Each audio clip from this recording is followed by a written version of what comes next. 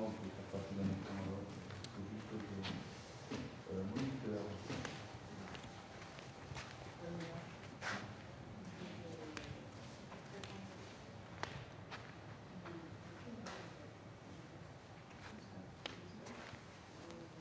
finit de mettre tout, mais je me demande si je n'inverserai pas. Les États de la matière, c'est un projet que j'ai fait en 2013.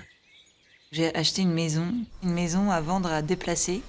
J'ai trouvé ça assez intriguant et je ne l'ai pas déplacée, mais je l'ai remise à l'état de matière première et après je l'ai dispersée dans la nature en la reposant assez soigneusement, en la réintégrant en fait dans le paysage.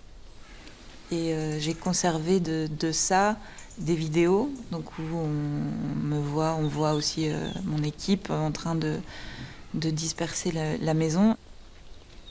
Il y a cette chose du déplacement, de déplacer la matière, quoi, de la ramener quelque part, d'échange avec un endroit que je parcours. Je travaille beaucoup avec cette idée de récupérer des choses à la retraite, quoi. C'est une maison qui n'est plus utilisée. Et j'essaie de lui trouver une autre forme. Et donc j'ai beaucoup travaillé avec ça. Ça, c'est sûr que c'est Le Bon Coin ou d'autres. Même, j'utilise aussi Craigslist. Enfin, dès que je me déplace, j'utilise les équivalents. Aussi pour rencontrer des gens dans des travaux un peu collaboratifs. Il y a aussi cette espèce d'échange entre l'objet et le film. C'est-à-dire que la maison se mettait à être de plus en plus présente dans la vidéo. Donc il y a une espèce d'effet de vase communicant comme ça, où la matière disparaissait et puis la matière filmique devenait de plus en plus importante, qui est aussi un peu présente dans mon travail, qui est toujours entre l'objet et son image, quoi. Entre un endroit et sa représentation.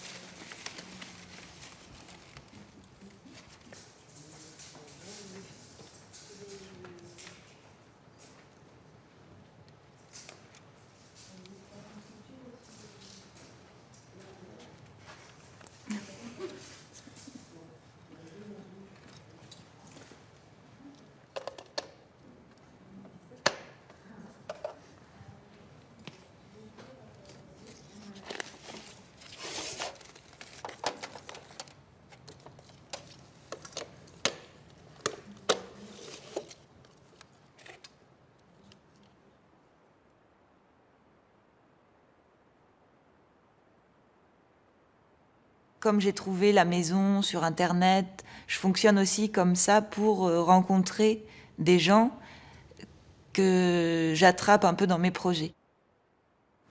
Et donc là, il va falloir on lui crée une mémoire en fait à Alex, parce que il en a pas. Oui, enfin, il en a une, sinon à nouveau il ne parlerait pas. Alex, donc ça part de cette idée d'inventer une personne avec un groupe de gens qui sont un petit peu des professionnels de la question, qui travaillent à faire exister Alex.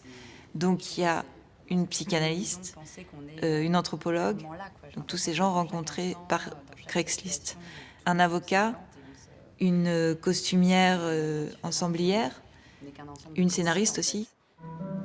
Et donc il y a un interprète, François, qui interprète Alex, et qui donc essaie de faire exister, lui, physiquement, Alex, mais on essaie aussi de lui donner une présence administrative, aussi sur Internet, par exemple. On essaie de créer les traces d'une existence, en fait. Comme toute personne a une forme d'empreinte dans le monde, et ben pour Alex, c'est ce qu'on essaie de créer.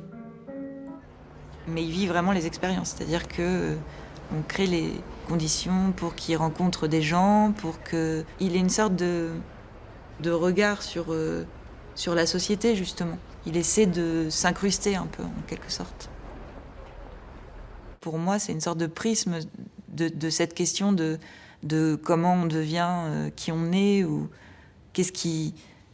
enfin, même si c'est impossible de décrire vraiment qu'est-ce qui constitue une personne, de le rejouer, ça m'intéresse en tout cas pour amener à cette question, quoi.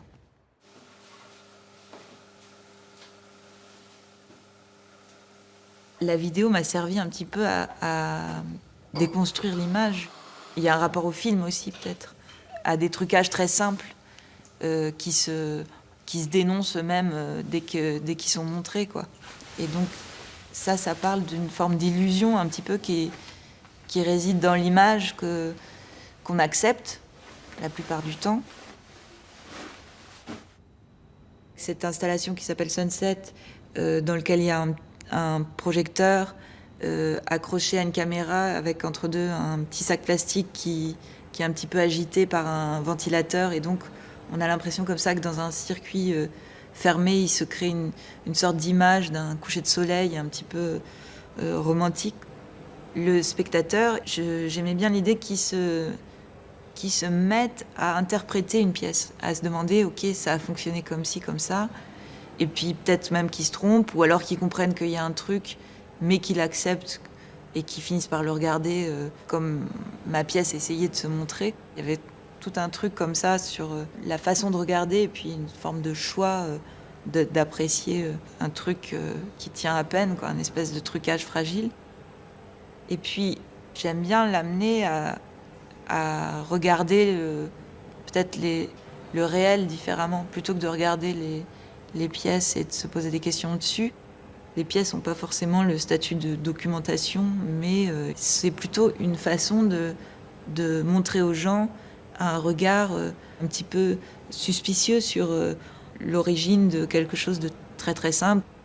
C'est plutôt une façon de décortiquer le réel, et des choses qui sont complètement insignifiantes, qui sont des non-événements, ils deviennent comme ça partie d'une histoire, mais qui est pas si loin de ce qui se passe en vrai, quoi. Mais qui permet comme ça un petit décalage avec la réalité à laquelle on est habitué.